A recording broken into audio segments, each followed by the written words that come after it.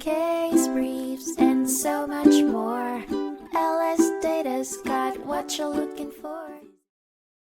In 1969, the Supreme Court of the United States heard a case, National Labor Relations Board v. Gissel Packing Company, which focused on the requirement for employers to recognize a union if the majority of their employees showed support for it through authorization cards. The lawsuit stemmed from the refusal of an employer to acknowledge a union based on employee authorization cards and the employer's actions during an organizational campaign that allegedly violated the National Labor Relations Act. The union claimed to have majority status due to the authorization cards, but the employer refused to bargain, citing doubts about the union's claims. This led to questions about the validity of authorization cards as an alternate route to achieving majority status and the appropriateness of issuing a bargaining order if an employer rejected a card majority while committing unfair labor practices. The Supreme Court combined 3 similar cases brought by the National Labor Relations Board and one separate case brought by a union to address these issues.